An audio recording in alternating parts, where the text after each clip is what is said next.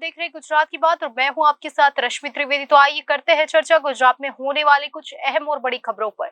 सबसे पहले बात करेंगे नरेंद्र मोदी स्टेडियम में वर्ल्ड कप के मैच को बाधित करने की धमकी पर पन्नू के खिलाफ एक्शन, साइबर सेल में एफआईआर हुई है दर्ज।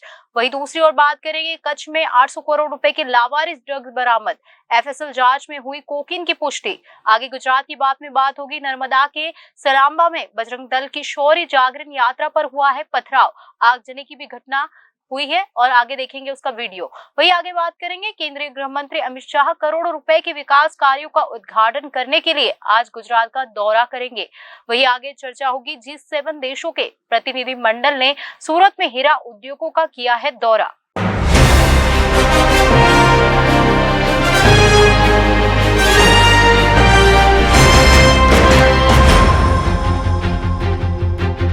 तो आइए शुरू करते हैं गुजरात की बात का सफर। खालिस्तानी आतंकी पन्नू के खिलाफ अहमदाबाद पुलिस ने एक एफआईआर दर्ज की है। पन्नू ने अहमदाबाद में खेले जाने वाले आईसीसी के वर्ल्ड कप मैचों को निशाना बनाने की धमकी दी थी। पन्नू ने कहा था कि मैच के दौरान स्टेडियम में खालिस्तानी झंडे लहराएंगे।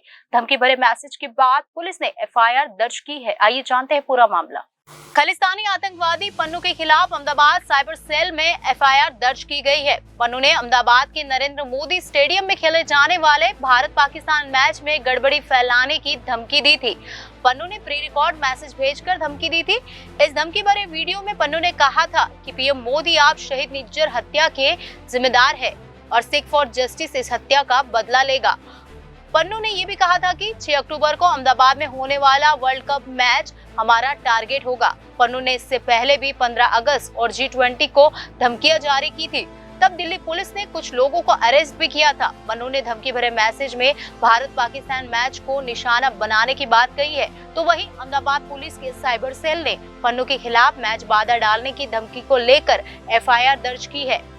पुलिस ने एफआईआर में आईपीसी की धारा 121, 153A, 153B, 1C, 505, 1B के साथ आईटी एक्ट की धाराओं में मामला दर्ज किया है। पन्नू को भारत सरकार आतंकवादी घोषित कर चुकी है। इससे पहले एनआईए ने चंडीगढ़ में खालिस्तानी आतंकी पन्नू की संपत्ति जब्त की थी। कनाडा में रहने वाले हिंदुओं को खुलेआम देश छोड़ने की धमकी देने के बाद एनआईए ने यह कार्रवाई की थी। अहमदाबाद पुलिस की साइबर सेल में एसीपी जितेंद्र यादव ने बताया कि खालिस्तानी आतंकवादी और सिख फॉर जस्टिस के प्रमुख गुरपतवंत सिंह पन्नू के खिलाफ मामला दर्ज किया गया है। उसने आईसीसी के विश्व कप खासकर टूर्नामेंट के उद्घाटन समारोह को बाधित करने की धमकी दी थी। यह समारोह 5 अक्टूबर को नरेंद्र मोदी स्टेडियम में आयोजित किया जाएगा। उन्होंने बताया कि पन्नू के खिलाफ केस दर्ज हो चुका है। वह आतंक फैलाने के लिए सोशल मीडिया पर नफरत फैला रहा है। जितेंद्र यादव ने बताया कि उन्होंने कई प्रमुख व्यक्तियों को फोन किया है और उन्हें गंभीर परिणाम भुगतने की भी धमकी दी है।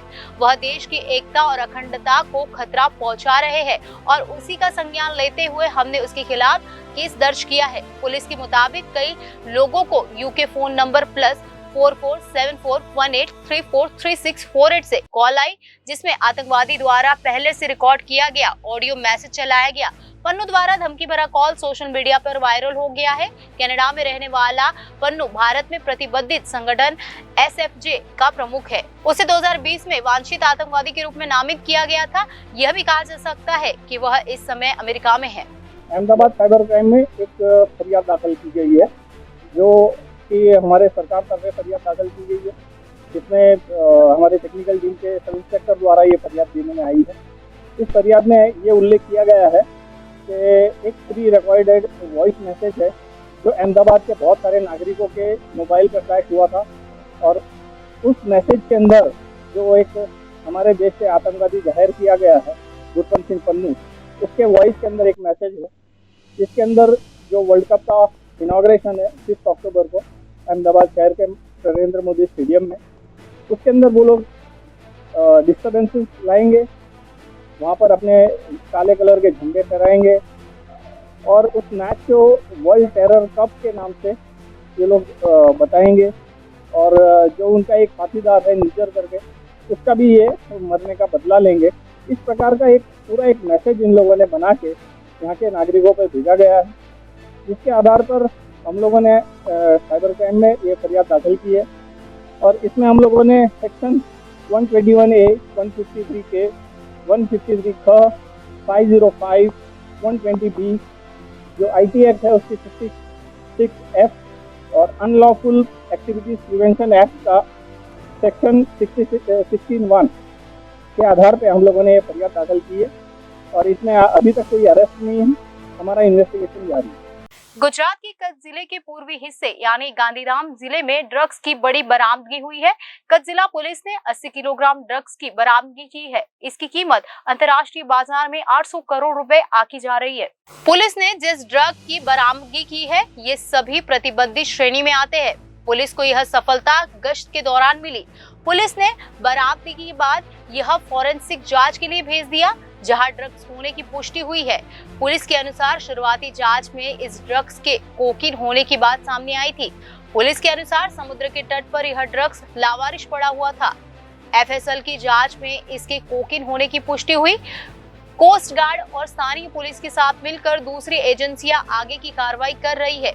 कुछ दिनों पहले ही बीएसएफ को कच्छ के तट से गश्त के दौरान ड्रग्स के पैकेट मिले थे। इसके बाद बीएसएफ ने उस दिशा में जांच की थी।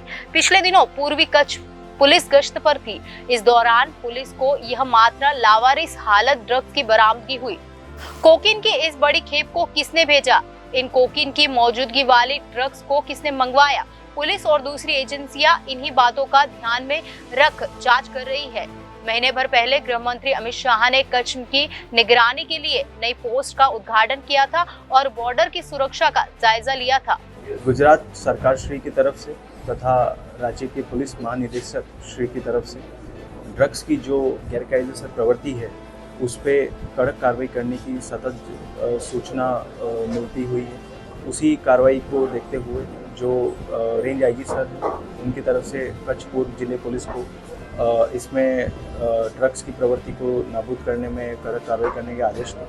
उसी के अनुसंधान में जो कच्छ पूर्व जिला पुलिस की एलसीबी है उनको एक हकीकत मिली कि ड्रग्स का एक बड़ा जत्था इस विस्तार में डिलीवरी होने का है।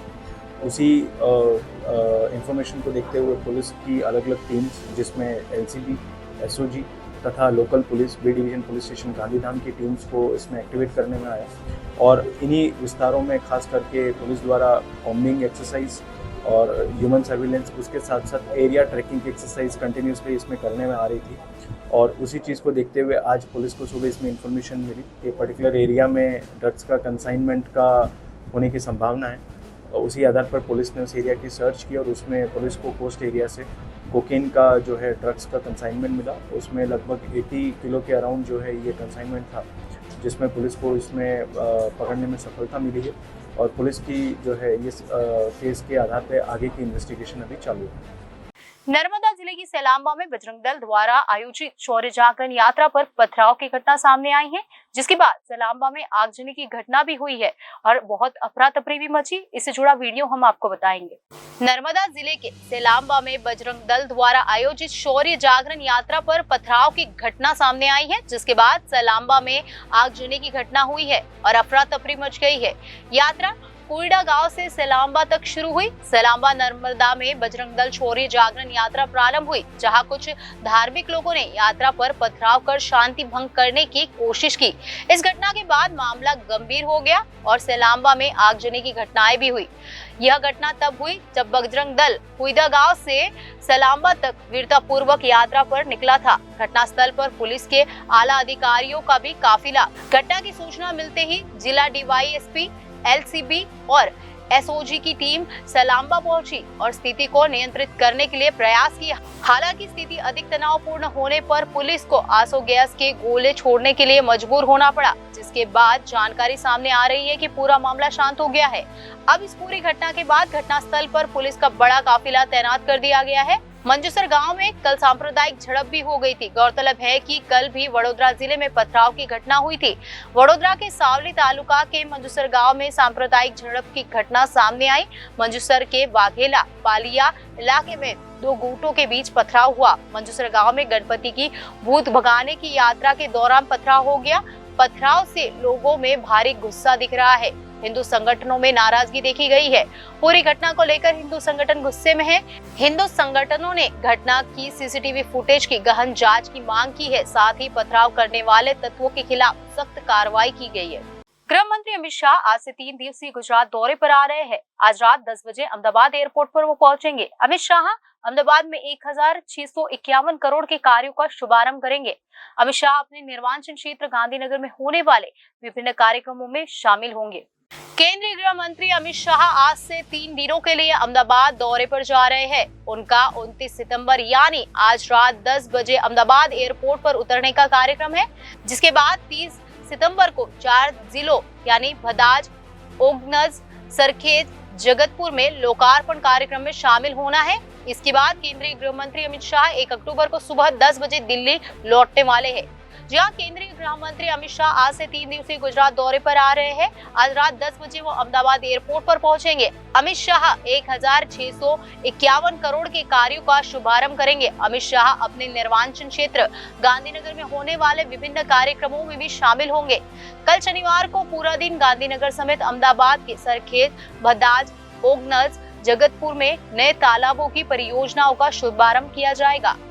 ट्रागढ़ में एक सार्वजनिक पार्क और झील का उद्घाटन भी वो करेंगे। वह ट्रागस के पास ललिता गोविंद उद्यान के पास एक सार्वजनिक बैठक को संबोधित करेंगे। वहीं अहमदाबाद और ओडा द्वारा निर्मित विभिन्न सुविधाएं शुरू हो जाएगी। नीपर गांधीनगर में संस्थान की गई इमारत का उद्घाटन भी करेंगे। अमित शाह के दौरे के दौरान मुख्यमंत्री भूपेंद्र पटेल मौजूद भी रहेंगे। वही अपने निर्वाचन क्षेत्र गांधीनगर में विकास को लेकर अधिकारियों के साथ समीक्षा बैठक करेंगे। वही ऐसी संभावना है कि अमित शाह गुजरात में राजनीतिक बैठक भी करेंगे। इससे पहले गुजरात में लोकसभा चुनाव की तैयारियों के लिए अमित शाह ने गुजरात का दौरा किया था।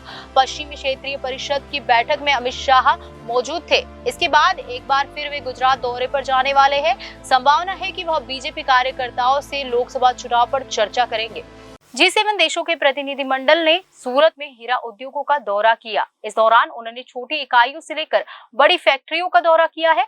रत्न कलाकार एसोसिएशन और सूरत डायमंड एसोसिएशन के पदाधिकारियों के साथ भी बैठक हुई थी। G7 देशों में प्रतिनिधि सूरत दौरे पर थे। उन्होंने मिनी मार्केट में एक छोटी इकाई का दौरा किया। केवल 3 से 4 कारीगरों को रोजगार देने वाले इकाइयों से लेकर 8 से 10 हजार कारीगरों को रोजगार देने वाली अत्याधुनिक बड़ी फैक्ट्रियों का भी दौरा किया गया है। रत्न कलाकार एसोसिएशन और सूरत डायमंड एसोसिएशन के पदाधिकारियों के साथ बैठक की, जिसमें G7 देशों के प्रतिनिधियों ने डायमंड इंडस्ट्रीज के निर्माताओं से कुछ सवाल पूछे। वे कच्चे हीरे कहां से लाते हैं और किस आधार पर प्राप्त करते हैं, उन्होंने ये भी सवाल पूछा। रत्न कलाकार एसोसिएशन के पदाधिकारियों ने G7 देशों के प्रतिनिधियों को बताया कि सूरत और सौराष्ट्र के आसपास के गांव के करीब 8 लाख लोग हीरा उद्योग पर निर्भर है। इसलिए G7 देशों के प्रतिनिधियों को किसी भी फैसले पर पहुंचने से पहले इसे ध्यान में रखना होगा। G7 देशों के प्रतिनिधियों की अब शुक्रवार को मुंबई में वाणिज्य मंत्रालय के साथ बैठक होगी, जहां उनके इस मामले पर विस्तार से चर्चा करने की उम्मीद है। तो गुजरात की बात में आज बस इतना ही। आने वाली सभी खबरों को जानने के लिए आप जुड़े रहिए जनादेश न्यूज के साथ।